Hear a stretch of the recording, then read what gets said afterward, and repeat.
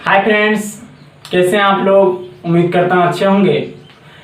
कल क्लास नहीं ले पाए इसके लिए मुझे खेद है। और आज हम लोग वास्तविक संख्याएं यानी रियल नंबर्स पढ़ने वाले हैं। तो आइए हम लोग स्टार्ट करते हैं। आइए दोस्तों, चैप्टर को स्टार्ट करने से पहले ये छोटे छोटे बिंदु को पढ़ लेते हैं, जिससे कि चैप्टर में क्वेश्चन बनाने समय दिक्कत ना हो। तो सम संख्या, उसमें बहुत सारा आएगा, सम पूर्णांक, विषम पूर्णांक, उसमें कैसे समझेंगे आप। तो सम संख्या का अर्थ है कि वो दो से कट जाए, उसी को हम सम संख्या बोलते हैं।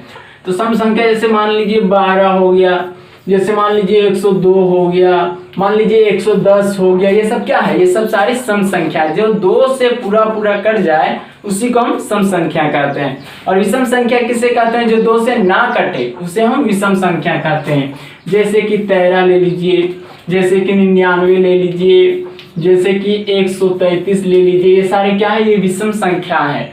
अब देखिए भाजक, भाज्य, भागफल और शेषफल, यहाँ जो बैठता है उसे हम भाजक कहते हैं, इंग्लिश में डिविजर कहते हैं, और इसे हिंदी में भाज्य कहते हैं। यहाँ जो संख्या बैठता है उसे, और इंग्लिश में डिविडेंड कहते हैं। और यहाँ पर जो बैठता है उसे भागफल, यानी कि जो भाजक से भाज्य में भाग देने के बाद जो भागफल बचता है उसे हम यहाँ लिखते हैं, जिसे इंग्लिश में कोएफिशिएंट कहते हैं। और जो इसे घटकर जो बचता है उसे हम शेषफल कहते हैं, यानी कि रिमाइंडर कहते हैं इंग्लिश में।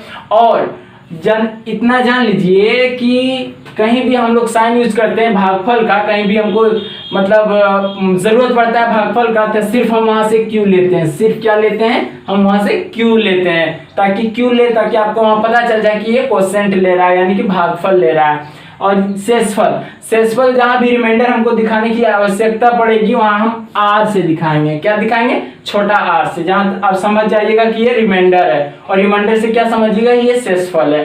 तो दोस्तों आइए और छोटे छोटे बिंदु देखते हैं। आइए दोस्तों, ये छोटे से पॉइंट को हम लोग देखते हैं। ईजी जब भी लिखेंगे आप समझ जाइएगा कि फॉर एग्जाम्पल लिख रहा है, इसका अर्थ है कि उदाहरण लिख रहा है, ये उदाहरण दे रहा है। इजी लिख के डेस मार के आगे लिखेंगे तब। इजी क्या है, इजी है एग्जाम्पली ग्रेसिया। ये क्या है, एक ग्रीक लैंग्वेज है।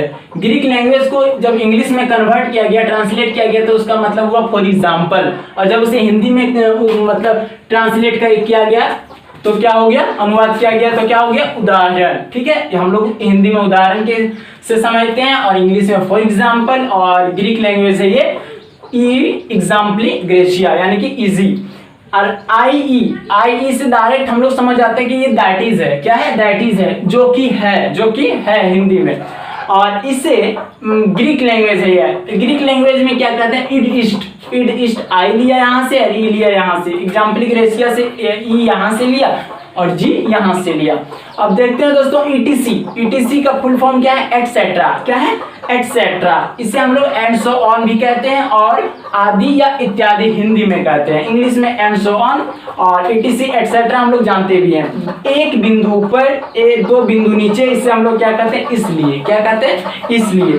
और दो बिंदु ऊपर, एक बिंदु नीचे, इसे हम लोग क्या कहते हैं, चूंकि। कहते हैं चूंकि। ये पॉइंट्स अगर समझ लिए तो आगे देखें। तो ये छोटे छोटे बिंदु को हम लोग देख लेते हैं। ये साइन जहां भी रहे, इसका अर्थ होता है, इसका नाम है इज ग्रेटर देन। क्या है, ग्रेटर देन। और इसका इज ग्रेटर देन या और। क्या है, और का मतलब या, इक्वल टू। इसका अर्थ है ये कहीं भी ऐसा रहे तो आप जान लीजिए, यदि कोई बोल दे आपको 2 और 3 को लिखिए कि कौन सा बड़ा है और कौन छोटा है, तो यहाँ लिखिएगा 3 बड़ा है और 2 छोटा है। उससे अच्छा है आप डायरेक्ट लिखिए 3 इज ग्रेटर देन 2। ये मैथमेटिकली लैंग्वेज है। इसका अर्थ है 3 बड़ा है 2 से।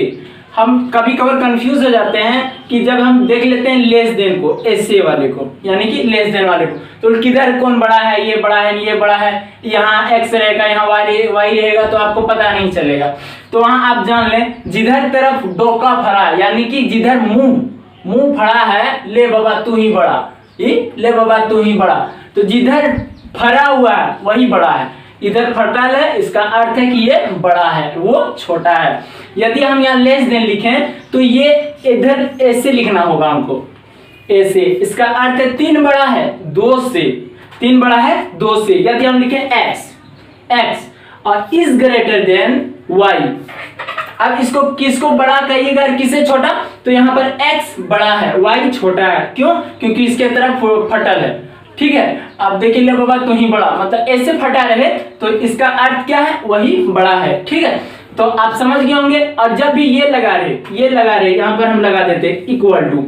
ठीक है, तो इज ग्रेटर देन या इक्वल टू, इसका अर्थ है कि x बड़ा है y से या फिर x बराबर है y के, या यहाँ लैंग्वेज 2 आ जाता है, या फिर बड़ा है x y से या फिर बराबर है x y से। और इसका अर्थ अभी समझ ही गए क्या, इज लेस देन। क्या होता है, इज लेस देन। और इसका इज लेस देन या इक्वल टू, वही हाल है। यहाँ पर हम लगा दें इज इक्वल टू, इसका अर्थ समझ गए। अब यहाँ पर हम 3 नहीं दे सकते, ये नहीं दे सकते हैं, या कैसे दीजिएगा, ये तो यहाँ पर हम x दे देते हैं, तब आप समझ सकते हैं कि या ये बड़ा है या बराबर हो सकता है। ये अब HCF क्या है, HCF का फुल फॉर्म क्या होता है, highest common factor. Common factor जो हाईएस्ट हो, और LCM लीस्ट कॉमन फैक्टर या लोएस्ट कॉमन फैक्टर।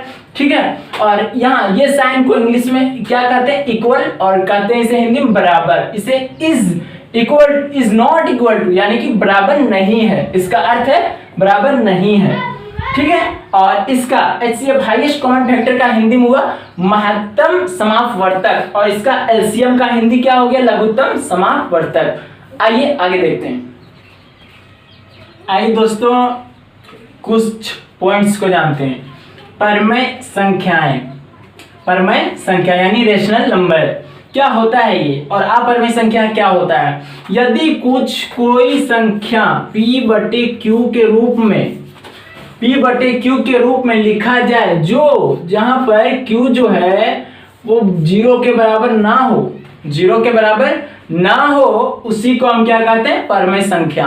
कैसे, फॉर एग्जांपल देख लीजिए आप, 2/5, यहाँ पर ये हो गया p, यहाँ पर ये हो गया p, और ये हो गया मेरा q।